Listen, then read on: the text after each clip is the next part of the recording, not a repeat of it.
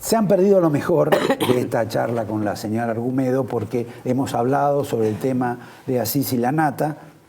También vamos a hablar de algún conflicto interno dentro de su fracción política, pero antes, para que ustedes tengan algún tipo de referencia, quiero pasarles un minuto o menos del video de lo que fue la presentación de ella en aquella sesión donde lo estuvieron a punto de despedir a Julio De Vido y algunos no quisieron y no se lo despidió del Congreso. Y la señora tuvo ahí un rol que vale la pena recordarlo porque va a ser parte de esta entrevista. Aparentemente, los tribunos y fiscales de la República, del oficialismo, actúan indignados contra la corrupción de algunos miembros del gobierno anterior, y a veces con razón, pero parecen manejarse como si los principales referentes de su fuerza política, y en especial el más importante referente de su fuerza política, fueran princesitas virginales, azorados ante procesos de corrupción. A veces se dice por parte de esos fiscales de la República, como una alabanza, que Mauricio Macri llegó al gobierno como presidente siendo millonario. Lo que no aclaran esos fiscales de la República es cómo llegó a ser millonario. Falta en ese video, por un corte del apresuramiento del director, al quien se lo estoy reprochando en público, la mención de que el padre de Macri, cuando vino a vivir a la Argentina con su padre vivía en una casita donada por la Fundación Eva Perón, sí, en La Matanza. Pero bueno, en Ciudad Evita, en Ciudad Evita, pero digamos que Mauricio seguramente nunca conoció ese lugar. Antes de entrar a ese capítulo de tu discurso, hay una pregunta obvia. Ustedes han hecho, con Solanas y todo ese grupo, un lema con el tema de la corrupción. Sin embargo, el que ha ganado la elección, la última, combatiendo la corrupción, como diría la marcha peronista, ha sido Mauricio Macri. Es casi paradójico. Sí, yo creo que lo que sucede en este país es que pareciera ser que no hay memoria histórica, ¿no? Es decir, yo alguna vez lo dije que si a Báez no lo hubieran encontrado a tiempo, dentro de 20 años eran los Báez. Y entonces sus hijos irían, no sé, al colegio Newman, y bueno, se blanquea inmediatamente. Y acá, mientras no haya sanción social hacia la corrupción histórica, con ellos, no se va a acabar la corrupción, porque una de las cosas de la Argentina es que gran parte de las fortunas han tenido orígenes muy oscuros. Pero en todas partes del mundo ocurre eso. No, pero en la Argentina especialmente, porque en otras partes, o por lo menos fueron varias generaciones. Claro, si vos hablas de los ingleses, ¿sabés? No, de los ingleses, de los alemanes, de los norteamericanos, de los colombianos. Pero tenían más tiempo. Lo que sucede es que en la Argentina estás en 2, 3 generaciones, 4 como máximo, ¿no? Y entonces... me parece que tu posición fuera contra la inmediatez del ejercicio de la legalidad por parte de gente que no viene precisamente de la legalidad. No, el tema de la corrupción como un elemento que finalmente, si no te agarran en el momento, es perdonable porque entonces pasas a ser millonario. Es lo que dijo Carrió. Llegó como millonario, por lo tanto no va a robar. Y la verdad que si uno se pregunta cómo llegó como millonario, hay una serie de elementos que no son tan transparentes, digamos, ¿no? Ahora vamos a hablar de eso. De cualquier modo, la frase esa de que porque es millonario no va a robar, sí, es una idiotez flagrante, ¿no? Bastante relativa, ¿no? Absolutamente. Porque yo siempre lo que he conocido es que los millonarios quieren muchísimo más de lo que quieren los pobres. Exactamente, y además, si vos te pones a ver los estudios criminológicos que dicen que en la población en condiciones de pobreza, la proporción de personas que en pobreza e indigencia se vuelcan al delito es el 1%, esto en casi todos los países. En situaciones de crisis se llega al 1,5, 2%. Claro, en este momento, si vos tenés 14 millones de pobres, estás en 240.000, 280.000. Ahora, en los otros sectores, sector empresario argentino. La propensión es mayor. Y al 80 seguro. Bueno, es que este es el tema. Lo que pasa es que es una corrupción que en muchos casos se presenta como negocio o como medida económica incorrecta. O como esta última declaración de las cámaras empresarias que salió hoy, quejándose de la justicia corrupta como si esos, claro, como diría la señora Argumedo, fueran princesitas virginales y que hicieron la plata juntando monedas con la alcancía. Sí, no, esto me parece que es clave. Y yo lo planteé porque en esto quiero aclarar una cosa, que también lo aclaré en su momento. Yo voté el desafuero de debido cuando... Claro, porque la impresión es que vos te encarnizaste más con Macri que con lo que ha sido el pasado kirchnerista interpretado por debido. El tema por qué vino esto. Porque ellos hicieron este artículo 66, que no correspondía incluirlo. Porque este artículo 66 es para inconductas posteriores a que vos hayas ingresado al Parlamento, no para lo anterior.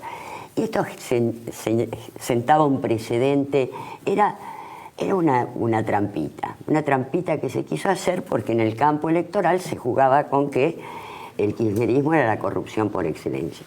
Por supuesto que hubo corrupción en el kirchnerismo, pero hablando de Solana, yo trabajé en la investigación y había trabajado también en posgrados dando esta temática, en lo que fue la película Memoria del Saqueo, que se filmó entre el 2002 y el 2003, o sea, antes de que se iniciara el kirchnerismo, y ya el saqueo había sido descomunal. Entonces, verdaderamente me pareció que era una caradurez muy grande, o había que buscar otro elemento, digamos, otro factor desde el cual pelear, que no fuera precisamente la lucha contra la corrupción, porque efectivamente el grupo Macri tiene una historia bastante oscura en este país, ¿no? Ahora, con relación a ese tema del grupo Macri, de Franco Macri en particular, la impresión que uno recoge de tu mensaje o de lo que vos hablas es que vos objetás mucho ese crecimiento, digamos, sospechoso o irregular, anómalo, del grupo Sogma, de Macri, etcétera, y que supone toda la familia Macri, que lo ha hecho desde el sector privado con la complicidad del Estado. Absolutamente, sí. Ahora, el tema es que si uno lo confronta con lo que ha sido el crecimiento económico, la irregularidad, la anomalía, la fortuna monumental también que hizo el kirchnerismo, pero no desde el sector privado, sino que utilizando el Estado y además sirviéndose del sector privado, como el caso de Odebrecht. Sí. ¿Hay una diferencia también en ese aspecto? No casi hay. Para discutir... No hay diferencia, porque el tema que es, si vos le pagaste, porque esto significaba dar prebendas al que te daba la prebenda, entonces sos un cómplice, no es cuestión. Y además hay ciertas participaciones, por ejemplo, participa durante la dictadura militar y poco después en Yacyretá. Yacyretá tenía un presupuesto inicial de 1.500 millones. Pero es el padre de Mauricio. ¿Eh? El padre de Mauricio. El padre de Mauricio. Sí. Bueno, Mauricio también. Después, si querés, te digo lo de Mauricio. 1.500 millones de dólares. ¿Sabes cuánto salió al final? 11.500 millones de dólares. Fue una obra en la cual... ¿Te acordás que Menem llegó a decir... Menem? ¿Cómo? El monumento a la corrupción. Ahora, para que Menem dijera el monumento a la corrupción, la cosa venía pesada. Y los Macri estaban metidos en eso. Digo, de esto hay una cantidad de elementos que se pueden dar. No es por ensañarte con nadie. Lo que yo decía es, si vamos a luchar contra la corrupción, verdaderamente pongamos sobre la mesa todas las cartas y no que haya un sector que porque limpiaron supuestamente su acumulación primitiva durante la dictadura... Limpiaron más o menos porque tienen distintos problemas legales con la justicia.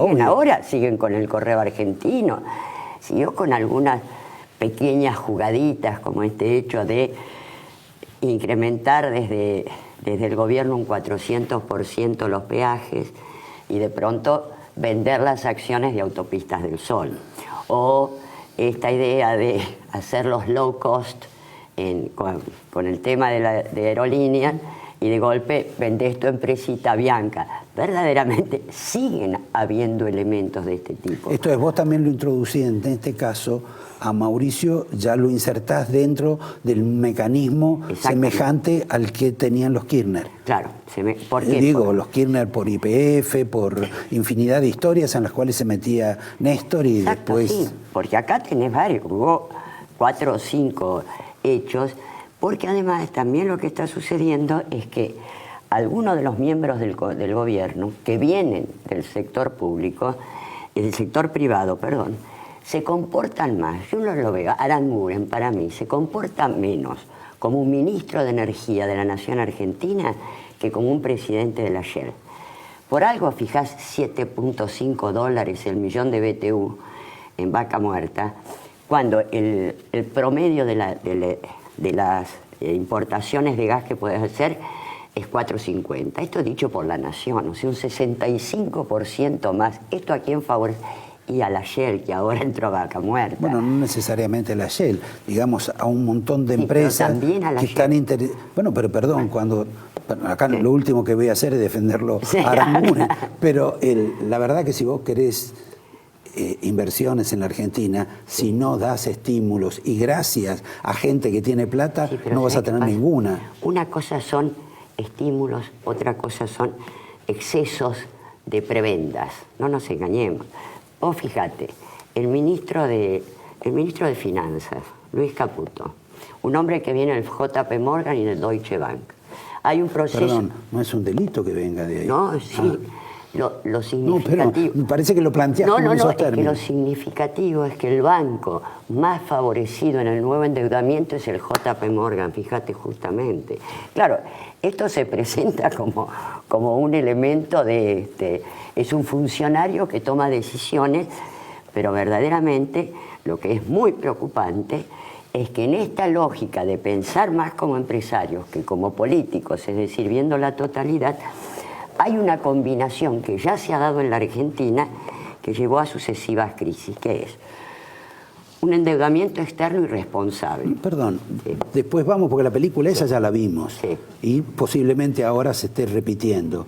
Pero la verdad que el hecho de que lo haga alguien que esté vinculado a los bancos o lo haya hecho otro que no estuvo vinculado a los bancos, lo cierto es que el saldo siempre ha sido negativo para la Argentina. Exactamente. Si acá tenés prácticamente desde la dictadura militar hasta acá un proceso de decadencia del país que fue verdaderamente dramático y que se ve en lo social. Fíjate que pasaste de un 90% de la población activa cubierta por derechos sociales y con buenos niveles, un sistema educativo público que fue capaz de dar 3 premios Nobel en ciencia, desde jardín de infantes hasta la universidad, gratuito, universal, etcétera, etcétera.